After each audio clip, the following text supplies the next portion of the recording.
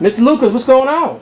Well, again, I'm Harold Lucas, President and CEO of the Black Metropolis Convention and Tourism Council. We own and operate the Bronzeville Visitor Information Center, gift shop and exhibit gallery here at the gateway to the Black Metropolis National Heritage Area at the Supreme Life Building, which is the crown jewel of our effort to revitalize Bronzeville as an internationally significant heritage tourism destination. So our focus is specifically on continuing to preserve buildings. Had we not preserved this building, it would have been demolished and turned into a bankrupt Delray Farms food store. Today it is the hub of the redevelopment of Bronzeville. It is a central place that our residents can come to, get training in tourism, get training on the use of computers, look at historic preservation. We're working and have created the Bronzeville Promise Neighborhood Initiative, which is going out and trying to look at a 100-block radius of our community, omitting Hyde Park, and really developing the South Lakefront as an international tourism destination. That's our general goal right now. And so what you see around here today is our training mode. We're getting ready for the National Tourism Week in May, where we're going to literally begin to train our young people as tour docents to be able to talk articulately about the 100-year history of Bronzeville. Beginning in 1916, we're going to celebrate our centennial in 2016. We were going to do that had we won the Olympics or not. So we know we have 100 years of protracted history and struggle for our emancipation from those masses who came to the northern city in the Great Migration Trail. What you're talking about is jobs, Mr. Lucas. Jobs. I'm talking about jobs and economic emancipation. Jobs don't just come as jobs. Jobs have to come from workforce development. Job has to come from the weatherization programs, those programs that the president is trying to initiate now. The issue is, how do we get the resources to the community that are building the community from the bottom up? Not how do these funds continue to go through agencies aligned with Washington, D.C. that are putting the jobs out from the top down and using that as a mechanism to control our community in terms of who gets those jobs. That's a critical point that we're battling with now. So our scenario is entrepreneurial development and commercial business enterprise. It's never going to be any different. So how do we continue to put upscale businesses, products, and services on our commercial business strips that we own, that we can in fact go out and employ one or two people in our community? So it's paramount that the new black middle class that has moved back into Bronzeville in the last 20 years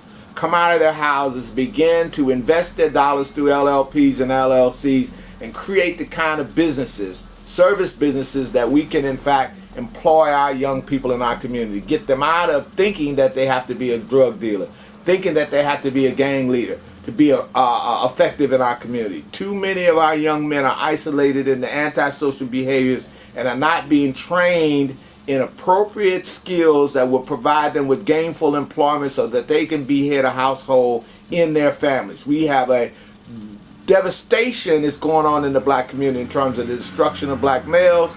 80% of the kids in the Artie home, 14 and under, are black males. They are being programmed for the criminal justice system. Where are our political leaders on these kinds of discussions? The new book out, The New Jim Crow, by a lady named Miss Alexander, really speaks to the issue how the war on drugs literally was a strategy that began in 1970 to program our young men into the criminal justice system. Superfly was a character that they created to give you the aspiration. When you look at American Gangster and Denzel Washington's role, you look at the devastation that caused in terms of the handful of men who got wealthy from that. It's not even a logical bet. It's like trying to be in the NBA as a high school kid, if you're going to look at it from that perspective. But the bottom line is, these kids need to be trained in growth industries to be able to get a little $10 hour job so they don't have to resort to gang affiliation or drug trafficking to make a living in our community. Our commercial business strips are devastated, and it follows our poverty. Chatham, under Harold Washington, 1983, was the most stable African American community in the country. How many years later is it now? 2010.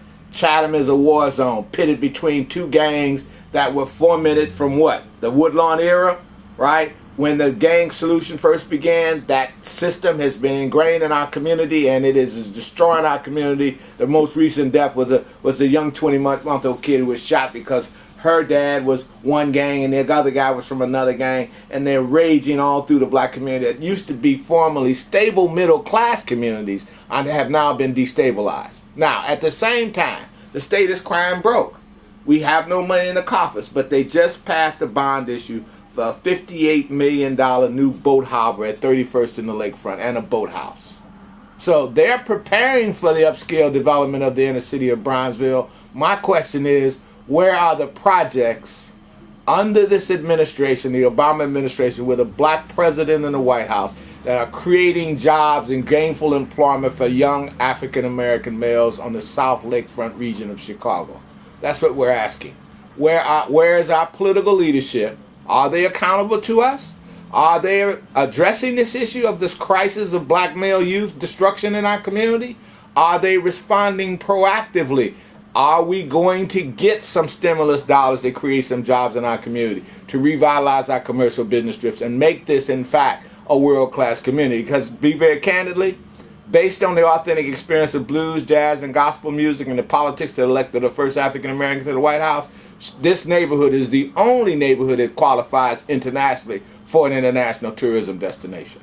That's an important reality, to understand the value of Bronzeville, Black Metropolis National Heritage Area, etc., in terms of the economic development tool that can, in fact, break the cycle of poverty and create an opportunity for our dollars to go around in our community 8, 9, 10 times, buying strategically from one another high-quality products and services, and then selling those products to the international travelers who's interested in that authentic cultural experience that we provide. You have to explain that again to people, because I don't think they understood. You saying, of course, because of our history and the president of the United States coming from, if you will, our neighborhoods.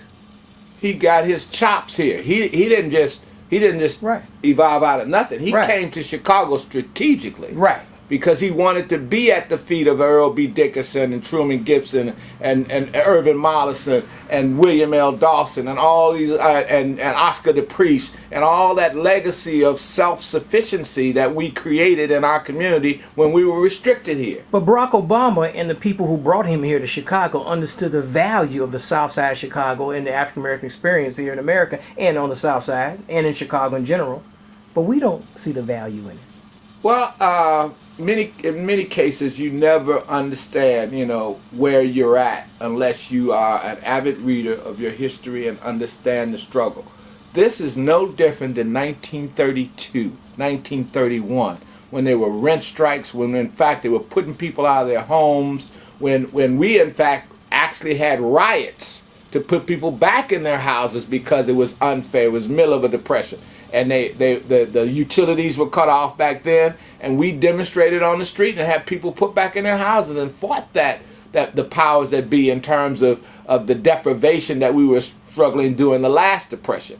So if they still saying it's not a depression, it is definitely a depression in our community. We had WPA, the New Deal under Roosevelt. We went from Republican to Democrats during that period of time. Got resources in our community, created jobs under WPA. Matter of fact, the whole Black Arts movement started under WP, Work Progress Administration. The cultural destinations of Michigan Avenue at 38th Street, which is the block where the Southside Community Arts Center.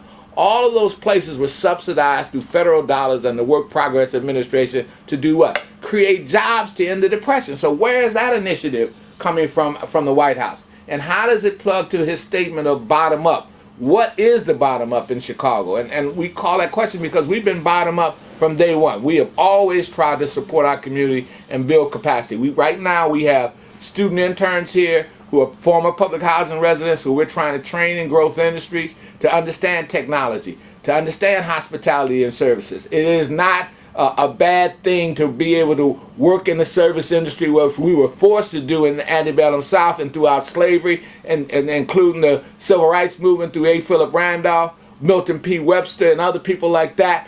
That carried us through the history. That provided us with noble black men who had degrees in many cases, who could not work in the mainstream, who had to be porters, who had to run on the train, who had to work in the hospitality and food service industry.